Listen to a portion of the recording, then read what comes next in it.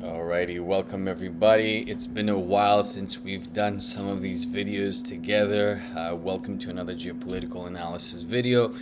It's been a nice summer, long drawn out with a few hiccups in the markets, but at the same time we've seen incredible moves, lots of unpredictability, lots of uncertainty. A lot of news have come out, like it always does during the summer doldrums. So here we are. I want to analyze the markets with you, give you my perspective, what took place, talk a little bit about the interest rates, talk a little bit about Bitcoin, the dollar, and some thoughts in terms of the next few months.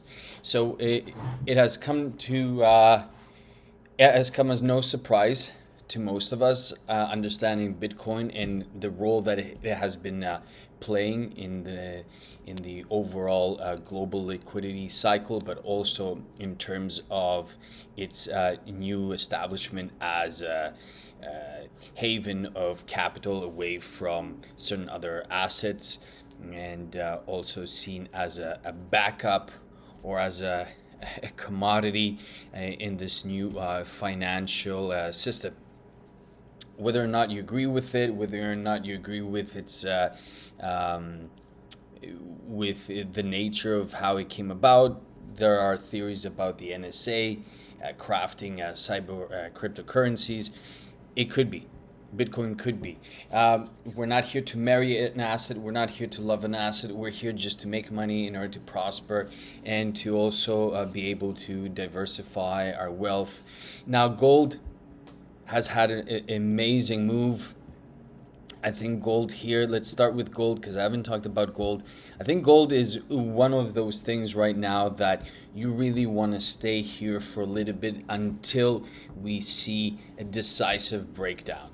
And I say this is because there's been a lot of repatriation back to the US. A lot of the US physical gold has come back to the US because there's a concern again of Europe initiating the CBDC, which again will entail restriction of capital flows.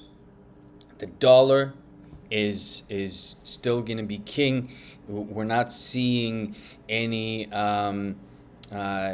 restriction in denomination, any cancellation of its denomination, any cancellation of higher currency bills.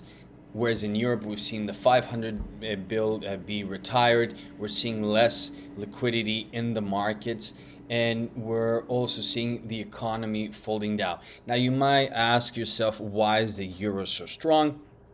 It's again because there's the expectation of peace, which peace is probably not going to come anytime soon. So my projection in the next little while is this. I see gold rallying a little bit higher. This is a beautiful consolidation period. The fact that it stayed this long and it has been so strong all along shows us that we're coming towards the end, I believe, but another push higher, potentially another 10-20%, very reasonable. Let's go and check out oil. Oil, again, like we said many times before, is a depiction of the economy. Oil has been relatively, quiet. We've seen some bumps only because of the news. And like I've said before, any type of news-driven move in the markets often is met with fragility, and it's something that doesn't really prove itself in terms of a sustainable move. So here we can see that we've had some rises and some falls, some rises, some falls. It's this constant move here.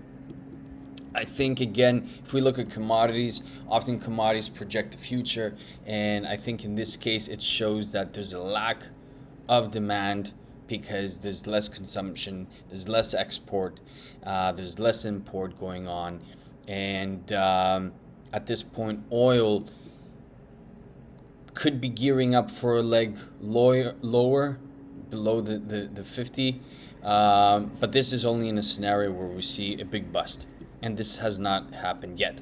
So let's go to treasuries. I know a lot of people have been disappointed with treasuries. A lot of people are unsubscribed, and I got a few comments about interest rates. You said they're going to roll over. Look, I've told you in the past that interest rates are very sensitive to news and economic data.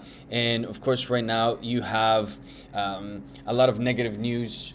We've had a lot of negative news around the debt cycle and a lot of de-dollarization theories, etc., etc. In my opinion, I don't think that World War One and World War Two is something to forget about, because if we look back then, especially World War Two, all the capital flight was focused in the U.S. And that's what we're going to see now as well. Okay, that's why Trump has been talking about the $500 bill, if anybody caught that. So what we're trying to say here is that sure, interest rates haven't rolled over, but if you look at where they've been stuck in a range, and really from the highest point really was back in October 23. Okay, October 23 was the highest point, 5.18%. It nearly touched it in May before the summer, and now it's just consolidating, but it's bouncing lower. This is bound to drop, guys, okay, but it's gonna happen fast. And if you look at what we've said before, if you look at the graph here, this looks like it's rolling over. So patience.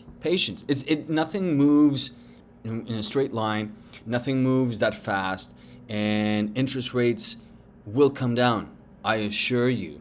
And there's going to be a lot of capital flight. It has already happened. A lot of European money is coming to the States. And like before in the past in World War II, we've seen the U.S. be the safe haven. A lot of gold is being repatriated, is coming back to the U.S. So let's take a look at Bitcoin. Bitcoin has been following quite closely the liquidity cycle. So I want to show you. This is the M2 stock. So essentially, the Federal Reserve's balance sheet in terms of liquidity. If we look over here, we've had a tremendous rally since December. We've had an incredible move from the lowest point, 6.4%. This is 1.33 trillion, 22 trillion. So that means that there's more money in liquidity than in 2022 with the whole COVID stimulus. What this means is that commercial banks are receiving more capital in order to lend to the markets, to the world, to the companies, etc., etc. Okay, so there's more money being poured into the system. It's happening. The restriction of money that took place, okay, during this period, okay, in some areas has been expressed. Okay, there's certain industries that suffered because of this. The real estate industry has suffered because of this, and that is why there's a great concern of deflation happening in certain areas. Whereas in certain other areas, especially with the tariffs, we're seeing that inflation has remained relatively sticky. So from the past, if we compare the move of the M2 stock, the money liquidity, seeing that Bitcoin has followed that quite a bit. Okay, so in this case, I don't see Bitcoin rolling over. Sure, we've seen a drop, but look, this is still a consolidation phase. We're still within the move, the higher move that we experienced. And look, when Bitcoin hit 100, close to 110, it went down to 74,000 and then bounced up again another 40 plus thousand. Okay, so I don't see this as a concern. I see that we're gearing up for a higher leg, a move much higher. And also consider the summer doldrums now in August. Everybody sells in order to vacate, in order to enjoy the rest of the summer. And then, but rest assured that we're going to see another leg higher. I can see this going to 140-ish. I can see this going to 152. I can see a huge move coming in. Now let's take a look at the miners. Miners, I told you before, one of my last videos, I think it was in June, maybe May. It's been a while. Look at the incredible move we've had in the miners. We've had a 45% move, if not higher. This was tremendous. If you took advantage of this, this is amazing. I am still holding my position. I'm still waiting for the final move. What happens with miners typically is that they rally after Bitcoin has topped. Bitcoin has not topped yet. So this means we can still see Mara going to the higher levels again of 40, 30, probably at the end of the year, November, December, January. Those are the months that I see this stock really panning out in those months. Now, in terms of the dollar's been weak. I think we can expect a little bit of more weakness, and then I can see the dollar really rallying, but this will take some time. Again, once the interest rates come down, it's going to be more liquidity in the market, more circulation, more commercial lending. The dollar is going to drop a little bit lower. And of course, Trump is an advocate of a cheaper dollar. A cheaper dollar actually moves a needle in terms of the exports because some of the goods become cheaper for the world to consume. Now, I spoke about the dollar, I spoke about gold, I spoke about M2L, M2CL, Mara, Bitcoin, treasuries. Treasuries, well, this is where you wanna start buying. You wanna start accumulating. It wouldn't be a bad idea to accumulate. I've been telling you this is a great trade because it's had incredible fast moves. So if you play the treasuries with options, you can take advantage of some of the moves. Whenever it's down in the 80 zone, you probably want to take advantage of that. But this is a great opportunity to accumulate. The US is not going to go bankrupt. The US is not going anywhere. Okay, the dollar is not going anywhere. In fact, it's the strongest currency in terms of how many things are denominated in that, and it's the world currency still.